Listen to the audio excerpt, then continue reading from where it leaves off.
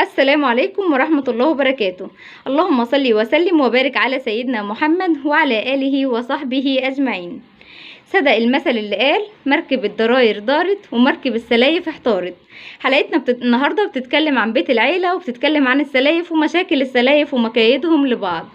حلقتنا النهارده بتتكلم عن بنوته بتقول: انا عندي 18 سنه، اتجوزت ببيت عيله. مشكلتي هنا مش ان اتجوزت ببيت عيله خالص، مشكلتي في سلفتي اللي كل شويه تعمل لي مشكله وبتعمل لي مكيده بحيث ان هي تطلعني وحشه قدام بيت العيله، وتطلعني انا مش كويسه، وتطلع نفسها هي الكويسه، ومعرفش هي ليه بتعمل معايا كده. بتقول: بعد جوازي باسبوع ابتديت ان انا انزل معاهم تحت، ودخلت المطبخ لقيتهم واقفين، قلت اما اقف معاهم واساعدهم واشوفهم بيعملوا ايه. وبعد ما دخلت معاهم المطبخ قلت لهم: ممكن اساعدكم في حاجه؟ قالت لي: تعالي حمري البطاطس. وانا في بيت اهلي متعوده ان احنا بنحمر من طبقين ل3 اطباق بالكتير قوي بطاطس، لان البطاطس ما بتكونش وجبه اساسيه على الاكل. بعد كده طلعت طبق والطبق التاني كان في الزيت. مره واحده لقيتها جايه بتقولي: هو فين البطاطس اللي انت طلعتيها؟ قلت لها: طبق اهو والتاني في الزيت. اتفاجئت جدا برد فعلها، لقيتها زقاني جامد من كتفي وبتقولي: انت عايزه تجيبي لنا الكلام؟ هو دي بس البطاطس اللي انت عاملاها؟ انت ناسيه ان انت في بيت عيله؟ طبعا الزيت كان بيغلى على النار، وحمدت ربنا ان انا قدرت افادي نفسي، وان الزيت ما تكبش عليا. لو كان الزيت وقع عليا انا معرفش كان هيجرالي ايه. نفسي صعبت عليا قوي من الموقف وما قدرتش ادافع عن نفسي. ما تنسوش ان انا كنت لسه عروسه وما كنتش عارفه اتكلم. لما طلعت شقتي طلعت وانا زعلانه ومرضتش اكل معاهم. لقيت حماتي طالعه ورايا بتقولي: هو انت طلعتي ليه؟ قلت لها: يعني انت ما شفتش اللي حصل؟ قالت لي: حصل ايه يعني؟ قلت لها: ده زقتنا على الزيت، كان ممكن توقعني، الزيت يقع عليا وكان ممكن يحرقني. لقيتها بكل سذاجه بتقولي: هو انت يعني اتحرقتي؟ ده كانت بتهزر معاكي. قلت لها: هزار ايه ده انا الزيت كان هيحرقني وكان ممكن يأذيني. قالت لي: بقول لك ايه يا آية، انا عايزه اقول لك كلمه تحطيها حلقه في ودانك. اي حاجه تحصل في بيت العيله ما تتقالش لحد، واي حاجه تحصل بينك وبين سلفتك جوزك ما يعرفهاش.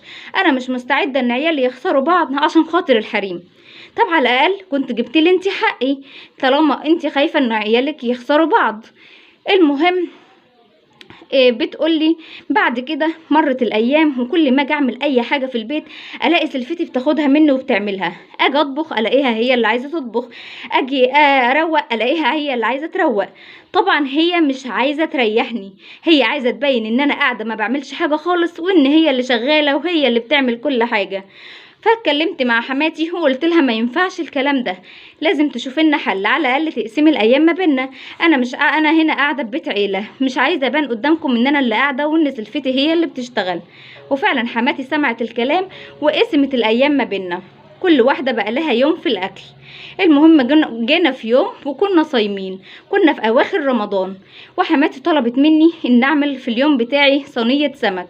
وانا من النوع اللي ما بعرفش ادوق السمك وانا صايمه، او بدوق الاكل عموما وانا صايمه. المهم حطت لها الصينيه، كانت سلفتي قاعده قدام الفرن بتعمل بسكوت وحاجات من اللي هي بتاعه العيد دي، وكانت هي اللي قاعده قدام الفرن عشان انا اللي كان عليا الاكل. حطت لها صينيه السمك وحطيت عليها كل حاجه، التوابل بتاعتها وكل حاجه، وملح خفيف جدا لان ما بعرفش ادوق الاكل. وحطت لها جنب الصينيه طبق ملح، وقلت لها: بعد ما تخلصي الحاجه اللي في الفرن ابقى دوق الصينيه دي، لاني ما بعرفش ادوق الاكل وانا صايمه، ولو لقيتيها محتاجه ملح، الملح جنبك اهو، ابقى حطي لها، وابقى حطيها في الفرن بعد ما تخلصي. المهم جينا على الفطار وكله قاعد عشان ياكل، لقيتهم كلهم قاعدين بيتكلموا: السمك حادق جدا، السمك عامل كده ليه، انت حط عليكم ملح. ولقيت كل واحد طالع فيا بيقول لي كلمه. جيت ادوق السمك لقيته فعلا ما يتاكلش، ولقيته طعمه حادق جدا فوق ما تتخيلوا. فانا استغربت، قلت: معقوله شويه الملح اللي انا حطيتهم يعملوا كده في الاكل ويخلوه حادق كده؟ وطبعا سمعت كلام من ده وسمعت كلام من ده، وطبعا انتوا عارفين ان بيت العيله الغلطه فيه بحساب. بعد كده زعلت جدا من الموقف اللي حصل، وقلت: خلاص توبة، ما عدتش احط ملح على الاكل تاني، او على الاقل هقلل الملح جدا، عشان احنا دي مسؤولية واحنا في بيت عيلة. مرت الايام وجات عليا الدور تاني في الاكل، فجيت حماتي طلبت مني اعمل صينيه بطاطس، وقالت لي: اعملي صينيه البطاطس دي وحطي فيها فراخ، واوعي تحطي لها ملح تاني، انت عارفه اللي جرالك المره اللي فاتت. فانا طبعا اتقرصت من اللي حصل قبل كده، واتقرصت من الكلام الكتير اللي انا سمعته. قلت لها وعلى ايه، انا اصلا مش هحط ملح في الاكل. وفعلا عملت الصينيه وما حطيتش عليها ملح نهائي. والمهم حماتي مشت وانا طلعت على شقتي اعمل فيها حاجه، ووطيت النار جدا على الصينيه على منزل. اول ما نزلت لقيت سلفتي مقابلاني وبتقولي هو انت ما بتحرميش، هو انت ما فيش فايده فيكي. قلت لها ليه، انا عملت ايه؟ قالت لي بنتي الصغيره كانت جعانه ورحت عشان اجيب لها شويه بطاطس عشان تاكلهم، وقلت اما ادوق منهم معلقه لقيتها حادقه جدا. فانا بكل ثقه قلت لها بجد؟ قالت لي دوقي وانت تعرفي. رحت علشان ادوق البطاطس لقيتها فعلا حادقه وما تتاكلش. عرفت وقتها ان هي اللي بتبوظ لي الاكل بتاعي، علشان مش عايزه تظهرني قدامهم ان انا بعمل اكل حلو، وعايزاني كل شويه يسمعوني كلام يسم البدن. بعد كده لقيت حماتي جايه من بره، فقلت لها ممكن تدوقي الاكل؟ قالت لي ليه؟ قلت لها دوقيه بس. فلما دقته قالت لي ايه ده، انت برضو محرمتش وحطيت لها ملح كتير؟ قلت لها والله انا ما حطيت ملح، من غير ما اوجه اي اتهام لاي حد. قلت لها انا معرفش بقى ايه اللي حصل، شوفي انت اللي حصل. وحماتي طبعا كالعاده ما خدتليش حقي، وعلشان مش عايزه مشاكل تحصل بسبب الموقف ده لقيتها بكل بساطه بتقولي طب خلاص طلعي الفراخ من البطاطس واعملي لها شوربه وحطيها فيها عشان الملح اللي فيها، والبطاطس دي ما تبانش خالص على الاكل. فانا بصراحه النار كلت فيا، هو في ايه؟ هو كل ما يحصل موقف محدش ياخد حقي فيه؟ كل ما يحصل موقف تحاول تعديه باي حاجه، والاسم ان احنا في بيت عيله وخلاص عشان المشاكل ما تزيدش. طب انا هفضل اتحط في المواقف دي كتير لو انا سكت. المهم سمحت كلامها وقلت لها حاضر، وخدت الفراخ وغسلتها وحطيتها في شوربه علشان خاطر الملح.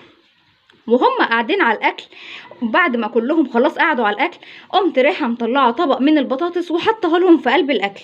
حماتي بقت تبص لي وتقول عايزه تقول لي انت ليه عملتي كده، وفي نفس الوقت مش قادره تقول لي شيل البطاطس. فلقيتهم قعدوا ياكلوا من البطاطس، قالوا ايه ده، البطاطس دي حادقه جدا، مين اللي عامل الاكل؟ قلت لهم انا اللي عامله الاكل. قالوا لي انت اللي عامله الاكل، هو ما فيش فايده فيكي، هو انت ما بتحرميش؟ وقاموا رايحين برضو قايلين شويه كلام يسموا البدن. قلت لهم على فكره بقى انا ما حطيتش ملح في الاكل ومعرفش الملح ده جه منين، وقمت واخده بعضي وماشيه.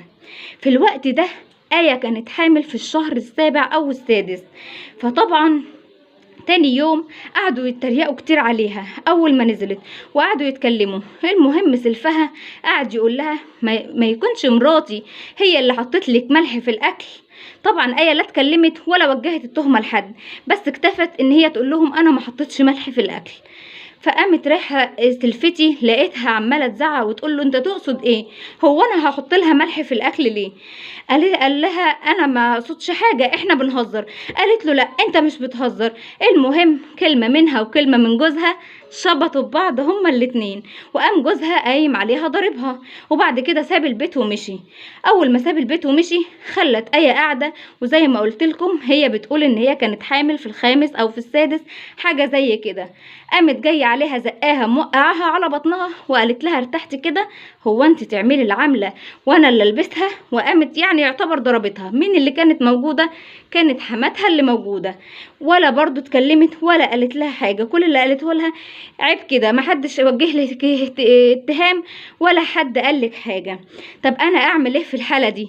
اروح بقى اقول لجوزي واحكي له واقول له اللي بيحصل واخلي المشاكل تكتر من اول ما اتجوزت لحد ما المشكله دي حصلت، ولا افضل ساكته زي ما حماتي بتقول عشان الاخوات ما يقعوش في بعض؟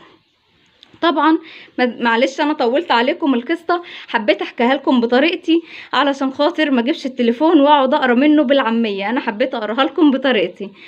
فطبعا انا بدي نصيحه لكل البنات، كل البنات اللي مقبلين على الزواج، كل البنات اللي هتتجوز في بيت عيله او اللي هتتجوز وهيكون لها سلفه. هما ليه بيقولوا مركب الضراير دارت ومركب السلايف احتارت؟ الضراير ممكن يجوا عليهم وقت ويتفقوا، لان جوزي في النهايه هو جوزك، الخير اللي هيعم عليا هيعم عليكي، والرزق اللي هيجيله هيبقى ليا وليكي.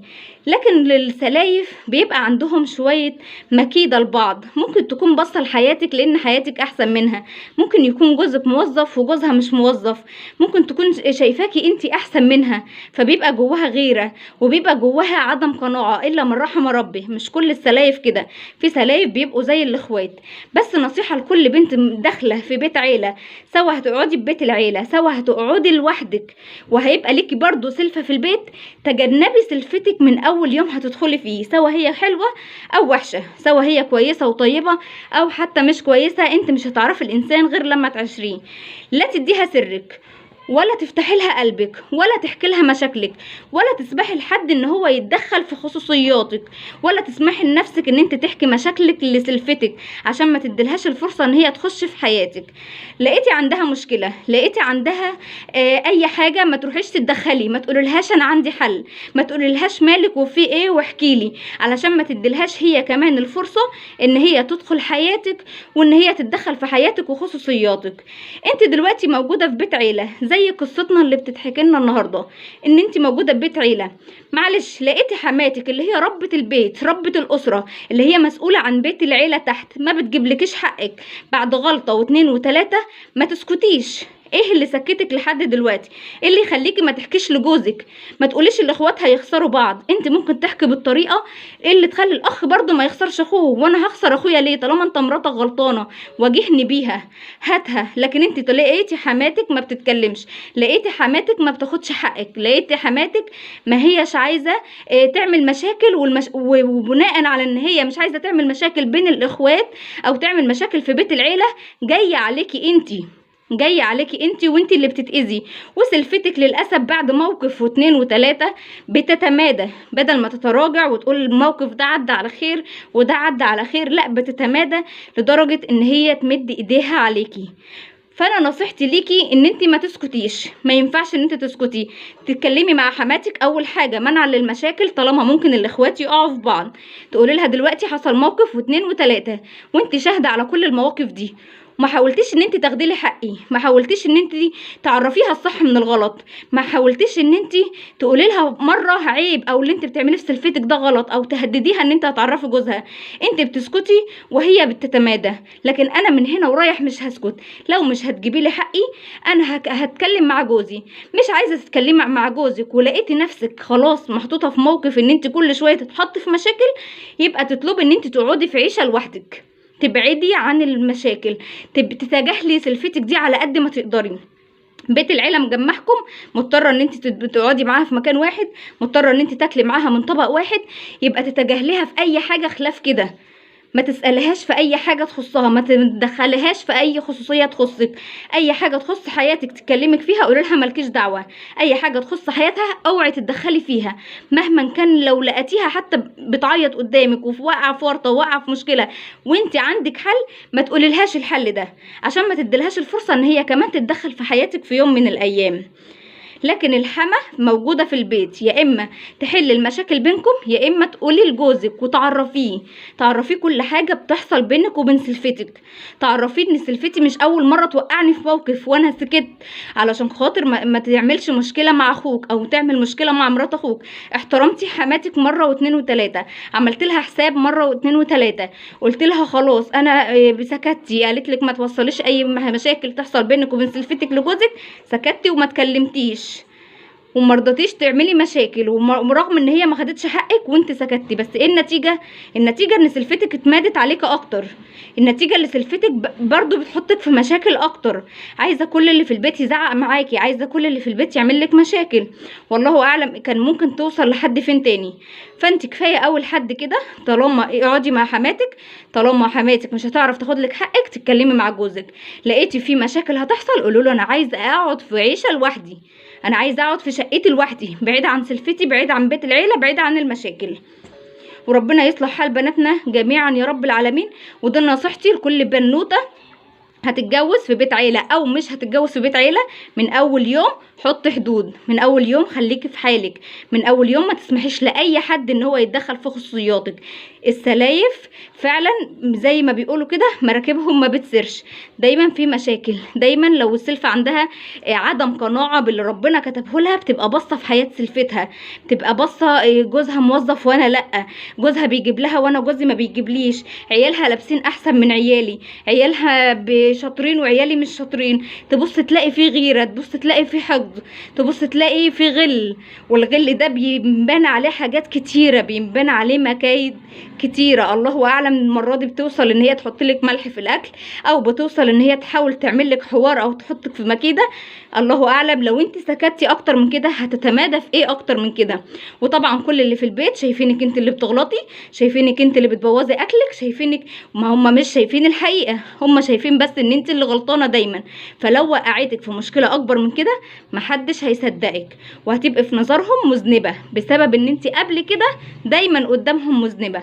فما تسمحيش ان ده يحصل، وقفي لحد كده، اتكلمي مع حماتك امسكيها من نقطة ضعفها، خايفة ان جوزك يعرف وخايفة ان الكلام يوصل للاخوات والاخوات يخسروا بعض، هددي حماتك ذات نفسها بكده، قولي لها انا مش هسكت، لو انت هتسكتي انا مش هسكت، انا هقول لجوزي وهقول له كل حاجة حصلت من يوم ما اتجوزت لحد الموضوع ده، مش هسكت عن اي حاجة خالص. وربنا يصلح حال بناتنا جميعا يا رب العالمين، ويهدي السلايف لبعض. وحاجة جميلة قوي لما يبقى ليكي سلفة في البيت تخاف عليكي وتخاف عليها وتبقوا زي الاخوات. وربنا يصلح حال بيوتنا جميعا ويجعلها سعيدة. وأسأل الله العظيم رب العرش العظيم أن يسعد كل بناتنا وكل شبابنا ويجعل حياتهم هنيئة وسعيدة. اللهم آمين يا رب العالمين. واستودعكم الله الذي لا تضيع عنده الودائع. والسلام عليكم ورحمة الله وبركاته.